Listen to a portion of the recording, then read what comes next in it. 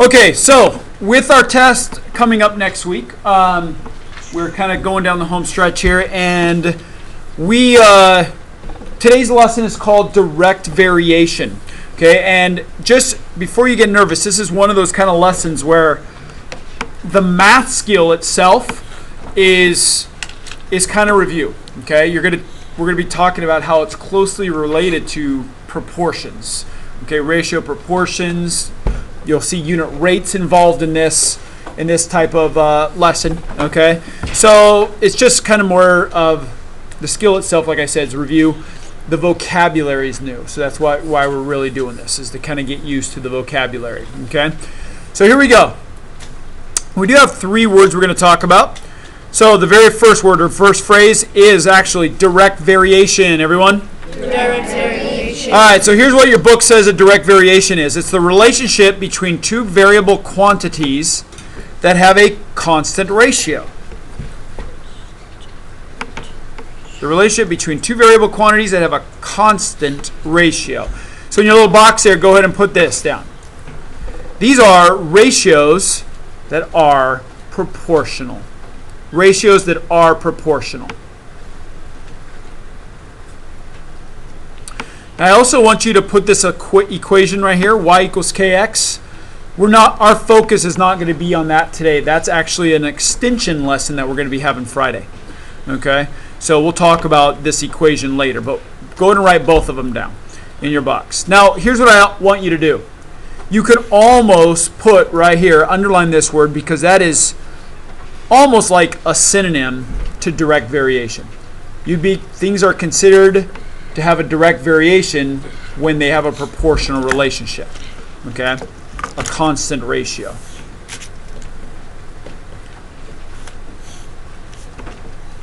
Now, that constant ratio, okay? That constant ratio has a specific part to it, all right? And that part is called a constant of variation. Everyone?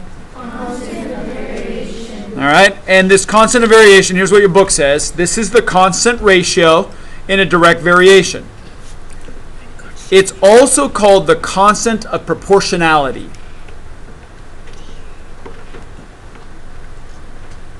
It's also called the constant of proportionality. So in your little box off to the side, here's what I want you to put. The constant of variation, it's actually the unit rate. The unit rate. And this unit rate is y, written as y over x, which is a little bit of review from the last lesson.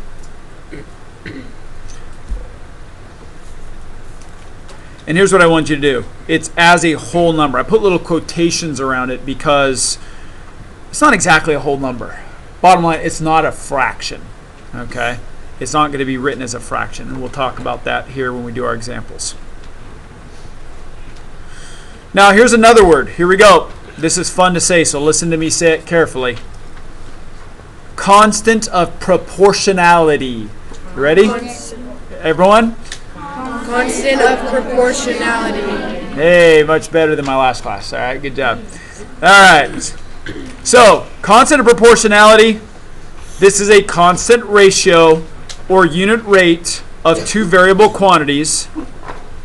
It's also called the constant of variation. So the last two vocab words on here, they're exactly the same. They're just a different way to say it. On this, in the book, what you're going to read a lot is they're going to call it a lot during our lesson in the book, constant of proportionality.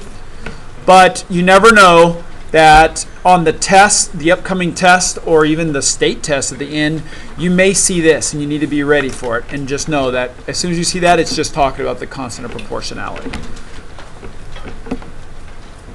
So, guess what we're going to write in our box? The exact same thing. It's a unit rate written as y over x as a whole number.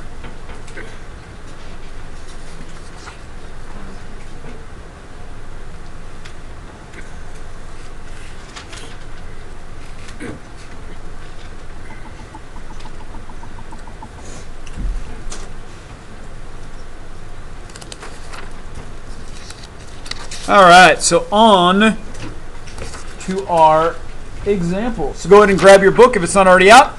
And go ahead and flip to page 85. Page 85. Eyes up here when you're ready to go.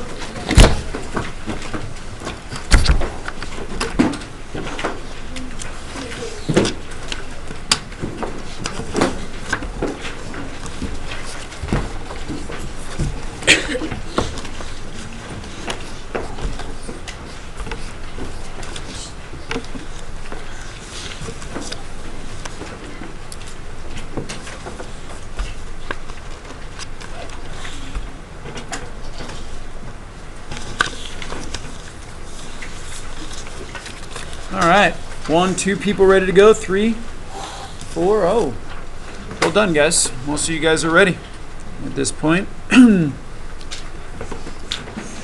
right, so your page 85 looks a lot like this.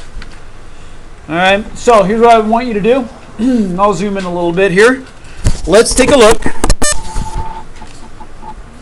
Let's take a look at problem number 6. Problem number 6.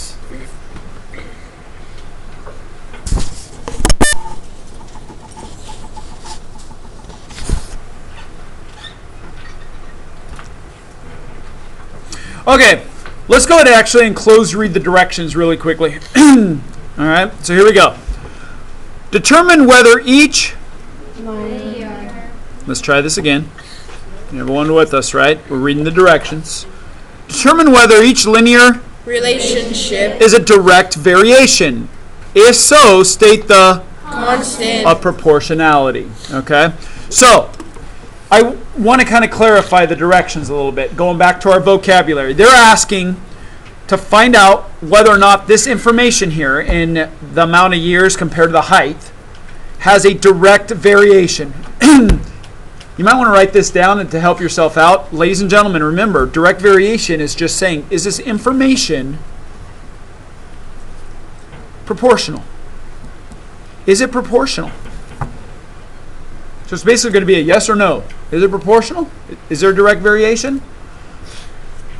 Now, if so, meaning is if the answer is yes, state the constant of proportionality. Okay? And if you remember right, the constant of proportionality is a unit rate labeled as y over x, but it's what we called a non-fraction. All right? In the definition, I put just a whole number. You'll see what that means here in a bit. If they're not proportional, right, that means all the unit rates are all going to be different. So that means there is no one that they all share. No constant of proportionality. Okay? All right, so here we go. So step 1 is I'm going to take a look at this chart here. And remember to find out if this chart, if it's proportional, shows a proportional relationship between the two, I need to find out first all the unit rates. Now remember, if I come across like the second or even the third one that does not have the same unit rate, that means it's not proportional. However, as long as they all have the same unit rates, I'm going to do all of them and find the unit rates for all of them. All right, so here we go. I'm going to go ahead and remember the unit rates are in form of y over x. So I'm going to go ahead. This number is going to go over this number, the y, because that's what the height is, the y, over the year, which is the x. So here we go. 12.5 over 5. Now remember, since we're making them into unit rates, I'm going to divide both top and bottom by 5. Well, that's where this thing comes in right here. So 12.5 divided by 5 equals, that was way easier than doing the long division, right? So 2.5 over 1. So there's our first unit rate. Okay?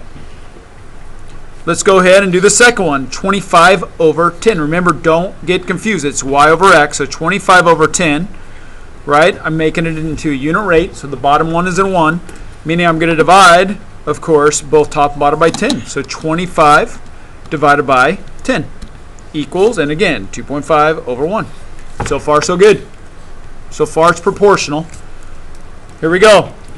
The next one, y over x, so 37.5 over 15. And I'm going to get the bottom number to 1, I'm going to divide by 15. So 37.5 divided by 15 equals 2.5 over 1. And I think we've got it, but we've got to make sure we do all of them. So 50 over 20. You never know if the last one is not equivalent or proportional to the rest. So I'm dividing both by 20. So 50 divided by 20 equals, and look at that. They're all 2.5 over 1. So the very first answer is, is there a direct variation? So this we can consider. Step 2 is answer it according to our information here. And the answer is yes. Now comes step 3. Now remember, I said up here, a constant of proportionality is the unit rate. So let's just, for example, take this unit rate right here, the y over the x, which it's already set up as y over x, and we're going to talk about the whole number, which means, in this case, it's not a whole number, it's a decimal. But here's what it is. If the bottom number is over 1, all we do is we take the numerator. That is our constant of proportionality. Our constant of proportionality for this one is 2 and 5/10, 2.5.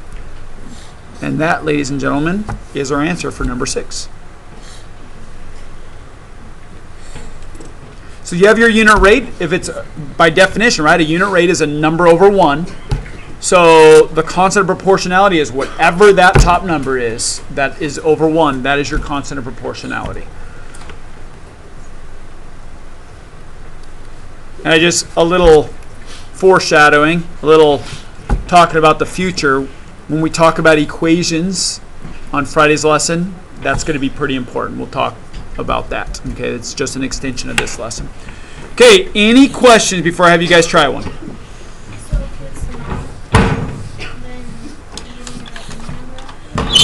So let's say it's not a direct variation, meaning it's not proportional. So when you do this, right, here's what's going to happen. 2.5 over 1. Maybe this one is like 3.5 over 1. This one's like 4.5 over 1. Okay? Well, you don't have the whole thing about constant means like keeps going forever, right? Well, this isn't constant. They're changing. So you don't have one particular constant of proportionality. So therefore, if you have no here, you have nothing to put there. So you don't have to worry about it. Okay? Does that answer your question? Okay. Yes, you can. Ladies and gentlemen, though, I just used calculators the whole way, but notice the work I showed. Remember, calculators are only for long division and long multiplication. And in this case, 12.5 divided by 5, that can be considered long division. Okay. All right, any other questions? Okay, here's what I want you to do. I'm going to give you guys, I'll give you guys about 1 minute. Check in with you in 1 minute. I want you guys to try out problem number 4. Problem number 4. Go.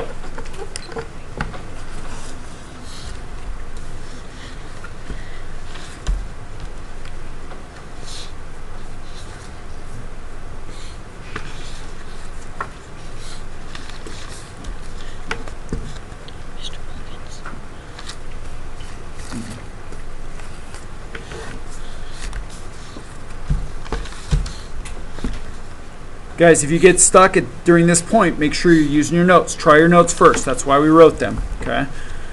Be independent. Make sure you give effort on using your notes. Bless you.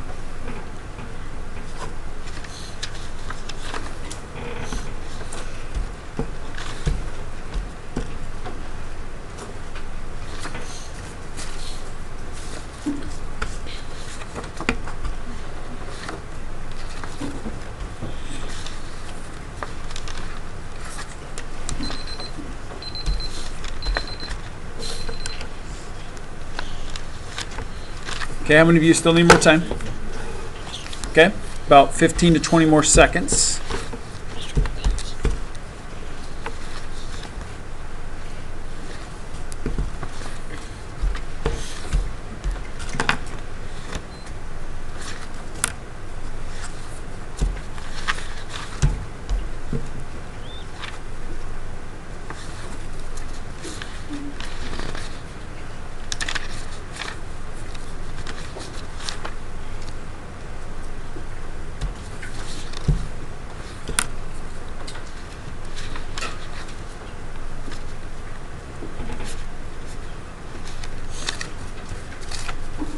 Okay, guys, 30 seconds.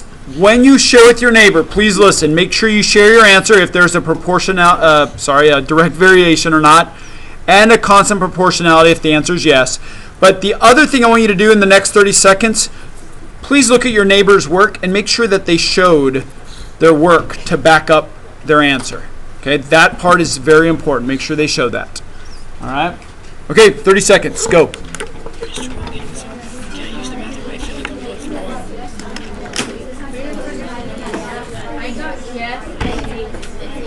I got that too because I was blinded. So,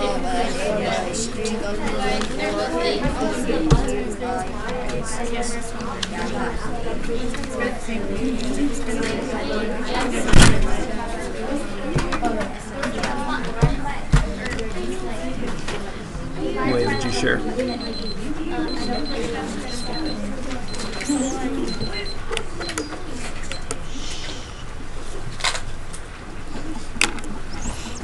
All right, here we go.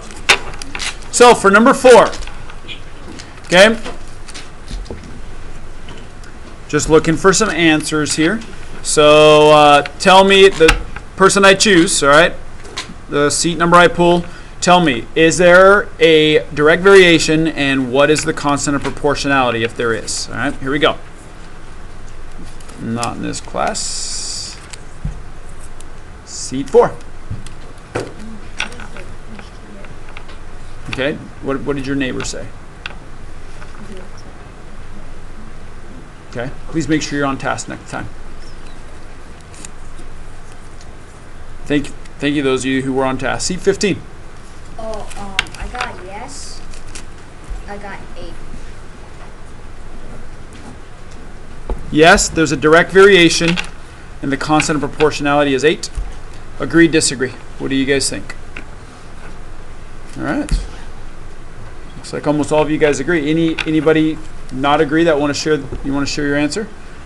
All right, let's check this out. All right. So, if you were doing this, I'll move it down a little bit where we can see our answer. If you're doing this, we have y over x, right? So we have 24 over 3. Now, the nice part of this is probably you found is didn't need a calculator for these, right? We divide top and bottom by 3 and get 8 over 1 here. The next is 32 over 4. Divide both by 4 and get 8 over 1. The next one is 40 over 5. Divide both by 5 to get 8 over 1. And then 48 over 6. Divide both by 6 to get 8 over 1. So, they're all the same, so it is proportional. So, the answer is yes. There's a direct variation.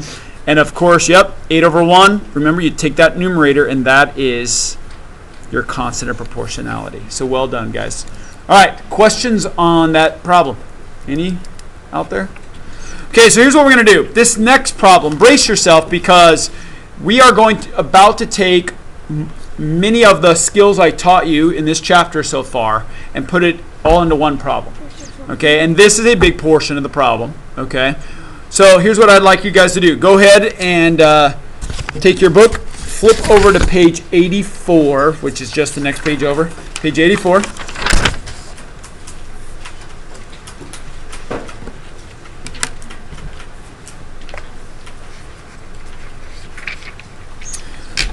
Let's take a look at problem number 2.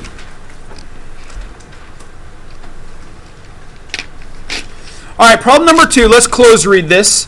It says an airplane travels 780 miles in 4 hours. Make a table and graph to show the mileage for 2, 8, and 12 hours. Is there a variation? Explain. Okay, so listen, let me give you the overall picture. They give us a problem. We need to use that problem to fill out the chart. The table. We're then going to take the info on the table. We're going to graph it, and then we're going to use our information to find out, is there a direct variation? Okay. So, here we go. Now, the first thing we're going to do, step 1, is we are going to fill out the chart. Now, put a star by step 1. And the reason is because depending on the problem, okay, you might need different skills to solve and to put the information into the table, okay? So in this case, an airplane travels 780 miles in 4 hours. Ladies and gentlemen, this is like kind of like our POD in a way. The difference is they're not asking us for a unit rate. They start with giving us a rate. Then they ask, this next line pretty much is asking, how many miles do they travel in 2 hours? How many miles do they travel in 8 hours? How many miles do they travel in 12 hours? That's actually three. This is going to be a little bit of a pain. It's going to take us a little time, but there's actually 3 different problems in one. Ladies and gentlemen, these are proportion problems. All right? So to do, in this particular problem, to do step 1, to fill out the table, I need to, and here's what I'm going to write down. I might as well already put, right? It's given us the hours that they want. It's 2 hours, 8 hours, and 12 hours that they want us to find out how many miles for each of those. So as we're writing this down, I'm going to use that rate to help us out. So here we go. Remember how to do rates? 780. I'm going to go ahead and put an abbreviation of miles up there over 4 hours. And to make a proportion, remember, the same unit side by side. Miles next to miles, hours next to hours. So when I go to solve this one, the very first one I'm going to do is for 2 hours. So I'm going to plug in a 2 right there. 2 hours. Now listen, I can use cross products if I want. 780 times 2 equals 4 times x. I don't need to though. We have enough to worry about here. I'm going to go ahead and just do it the old-fashioned elementary school simple way, because I can see that 4 divided by 2 gives us 2. So I'm going to go ahead and say 780 divided by 2. Well, let's see, what does that give us? 780 divided by 2 equals 390. So they travel 390 miles in 2 hours, and that is what I'm going to put on our chart, our table. So this is what I'm talking about. It's time consuming. We just did one problem, right, to fill out this table. We fill out just a part of it. Now we keep going. I'm going to use, this thing is our friend right here. This rate is going to give us all the information we need. So I'm going to use it again. 780 miles in 4 hours. They want to know how far is that in 8 hours. So, well, this one's easy, right? 4 times 2 is 8. So we're just figuring out what is 780 times 2. 780 times 2 equals 1,560 miles. 1,560 miles.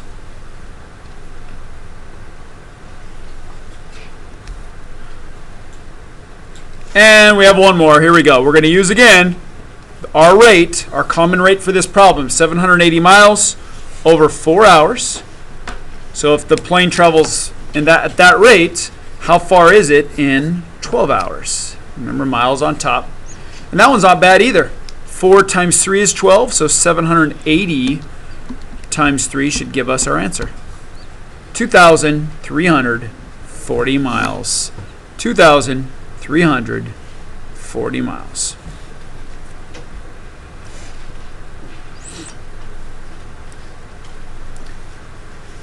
Okay, so we have our table filled out. Now comes, so that was the long step 1, right?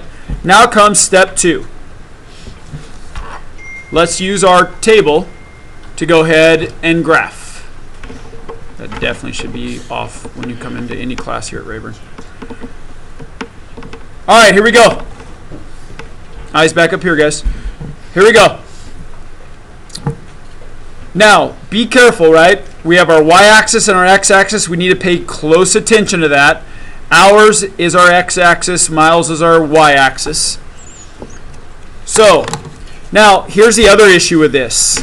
Look at the increments of this. This isn't any like those little itty-bitty coordinate graphing picture things we do on test day, right? This is, we are only in quadrant 1, meaning they're all positives, but they're not going to match up perfectly. I know this is the largest one, but let's take my word for it. Let's just start with this right now.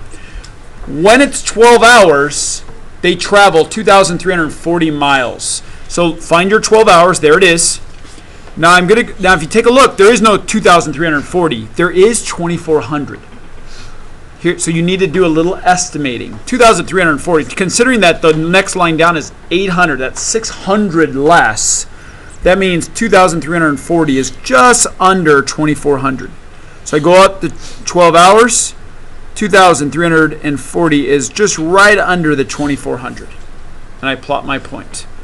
It's just right under that, right about there.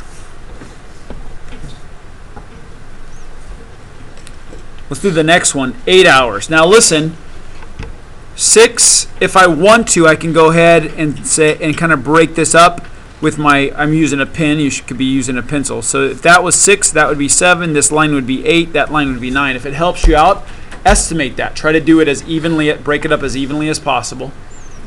At least on the hours we can do that. Now on the miles, you can't quite do that. You might be able to split it in half.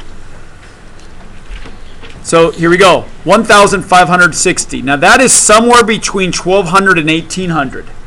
Guys, if that is 1,600 between those two lines, isn't it 300 halfway between? So what is 1,200 plus 300? 1,500. Okay, I'm just thinking in my mind. Now 1,560 is just going to be above the halfway point. So here's what I'm doing. I go up from where about my 8 would be. I go up my imaginary line to about where the 1,500 is and go right up above it and plot my next point. Right? I'm thinking right here. You don't need to do the little dotted lines, but that's a good estimation. And now comes for 2 hours. Well, there's 3 hours. I could break this up also and kind of estimate. Like that line is 1, that line is 2, there's 3. 390 miles. Well, between the origin, which is 0 miles, and the next line is 600, halfway between is 300. Considering that it's 390, it's going to be right above halfway. So, for 2 hours, I'm going to go up right above the 300 and plot a point.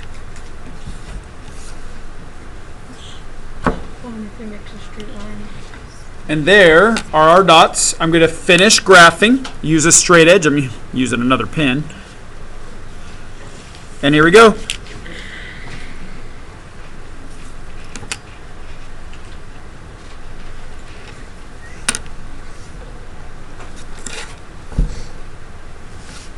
Step 3. Who could tell me, is there a direct variation, why or why not? John? There is a direct variation because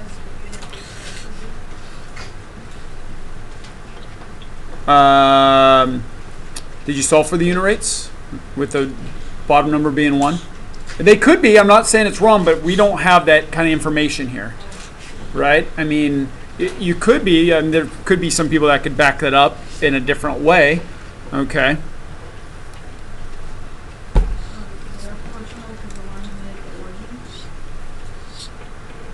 Ooh, I like how you said proportional. I mean, even though we're talking about direct variation, it's like it's asking, is it proportional? You're missing something, though. Do you know what that is?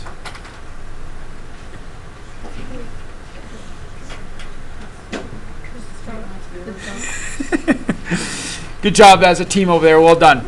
All right. Ladies and gentlemen, remember what I've taught you. There's another lesson I taught you. This is a straight line that passes through the origin, showing a proportional relationship. And if that line is straight and passes through the origin, then it's proportional. Therefore, there is a direct variation. So here we go. I'm going to just write it in a sentence. Is there a direct variation? Yes, because the graphed line is straight and passes through the origin.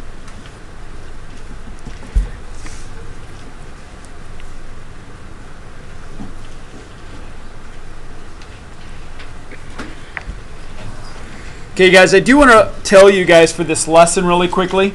There is there are a couple of problems that will ask for like the rate of change. Okay, just remember constant rate of change from last Friday. All right, you're going to be looking for, if there's a chart, remember, find out what the unit rate is based off of how much it's changing on the y and the x. Okay. All right, so direct variation.